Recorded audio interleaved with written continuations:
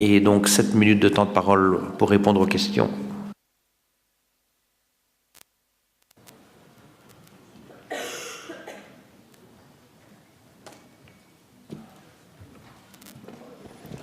Voilà, je vous remercie toutes et tous pour les différentes réflexions par rapport à cette étude PEARLS. C'est clair que les résultats sont mauvais. Ils sont plus qu'interpellants.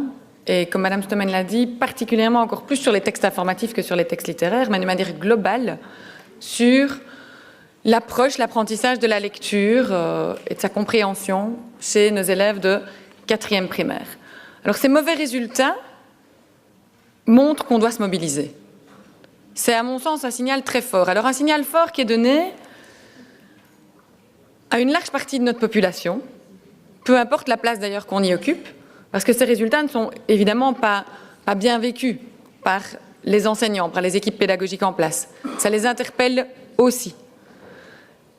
Et ça montre que la démarche qu'on a entamée avec le pacte prend vraiment tout son sens. Elle prend tout son sens parce qu'elle est évidemment entamée et on n'est plus dans la réflexion, on est aujourd'hui dans l'action. Et ce signal fort, avec ces résultats en 4e primaire, et nous avons PISA l'année prochaine pour les élèves de 15 ans, ce signal fort montre que chacun, quelle que soit sa place ou sa fonction dans l'enseignement, a une part importante à jouer dans un changement qui se veut systémique, construit et sur la durée. Alors oui, ce changement, il est en route. Il est en route parce que nous avons déjà voté différentes mesures et parmi ces mesures, il y en a qui ont un lien très fort avec les constats posés dans cette étude. Alors les constats, et 3 des intervenantes ici en ont parlé, les constats, c'est notamment le lien entre les résultats et les inégalités, à la fois socio-économiques, mais aussi liées au retard scolaire et donc au redoublement, et dans une moindre mesure, mais enfin elles sont toujours là, les inégalités liées au genre. Alors face à ce type de constat, les mesures doivent être systémiques et celles que nous avons déjà mises en œuvre, c'est évidemment le renforcement de l'encadrement maternel, plus d'instituteurs et d'institutrices dans nos classes maternelles, puisque c'est là que démarre tout l'enjeu du langage. L'autre mesure, c'est évidemment le soutien aux directeurs pour leur permettre d'avoir, le soutien administratif pour leur permettre d'avoir plus de place, plus de temps pour le pédagogique, mais en plus de ces deux-là qui sont les mesures 2017, on a en chantier des mesures qui répondent aussi à ce défi structurel.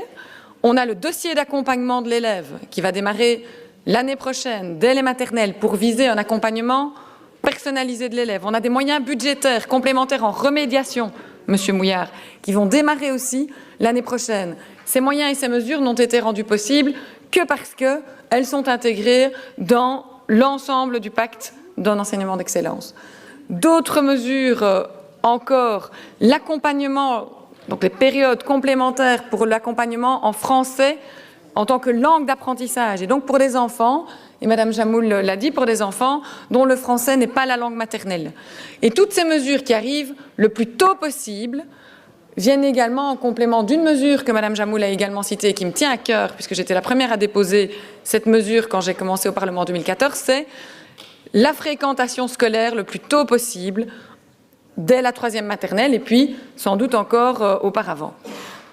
Ça, ce sont les premières mesures qui sont déjà en route ou qui sont en chantier pour 2018 déjà et qui sont dans le pacte et qui répondent en partie à ces différents constats. Plus spécifiquement maintenant sur l'enjeu du français. Sur l'enjeu du français, je pense vraiment que la recherche et les pistes qui ont été travaillées par les équipes de l'ULG, ce n'est pas la première fois qu'elles travaillent ça puisque c'est l'équipe qui travaille aussi sur PISA et qui a travaillé sur PEARLS en 2011. Ces pistes sont plus qu'intéressantes. Elles confirment certains des constats qui sont posés dans l'avis 3 et l'avis 1. Elles confirment des pistes qui ont été rédigées dans le groupe disciplinaire français. Et donc oui, bien sûr, l'année qui vient, ces pistes vont être transcrites pour que dans les futurs référentiels de français et donc les futurs programmes, on ait des balises très claires, à la fois des balises très claires pour le référentiel compétences initiales, langage et écriture en maternelle. Des balises très claires pour le début des primaires et donc les savoirs de base. Il faudra travailler l'écrit plus tôt dans le parcours, travailler des textes plus longs et pas, comme Madame Stomen le disait, des bribes de textes. Enseigner aussi comment on arrive à comprendre un texte, son interprétation, l'esprit critique. Ce sont toutes ces compétences-là qui sont dénommées compétences expertes, que chez nous, on travaille plus tard dans le cursus et qui doivent être travaillées plus tôt en lien avec l'écrit. Et vous verrez que ces pistes sont très claires. Elles sont à la fois dans le rapport que je vais vous remettre, parce que je pense que ce rapport des chercheuses de l'ULG est très intéressant.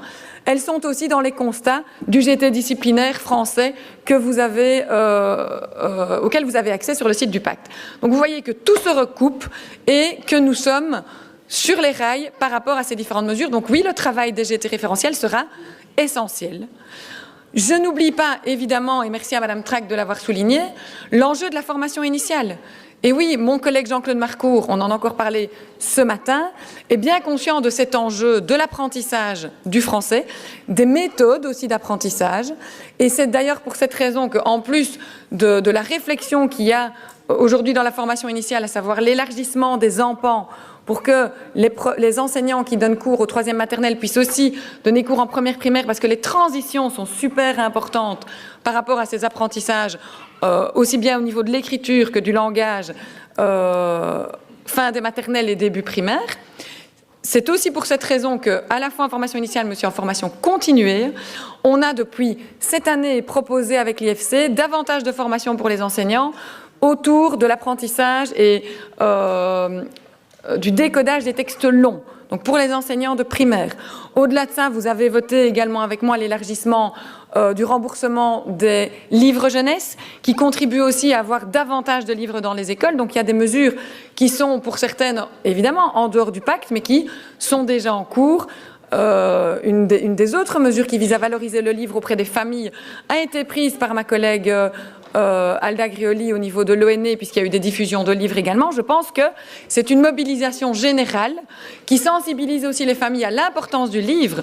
Je termine simplement en disant qu'il y avait un article très intéressant aujourd'hui sur les écrans et la lecture, et que je pense qu'on ne fera pas non plus abstraction d'un débat par rapport à l'utilisation des nouvelles technologies au service de la lecture, mais de manière rationnelle, parce que je pense que l'objet livre, qui d'ailleurs est aussi prévu dans le plan lecture initié par ma prédécesseur, que cet objet livre a toute son importance à avoir, voire peut-être à retrouver au sein des familles, au sein des classes, au sein peut-être aussi tout simplement de nos assemblées. Je terminerai par là et je vous remercie tous et je vous fais parvenir évidemment cette étude des chercheuses de l'ULG. Merci beaucoup, Madame la Ministre.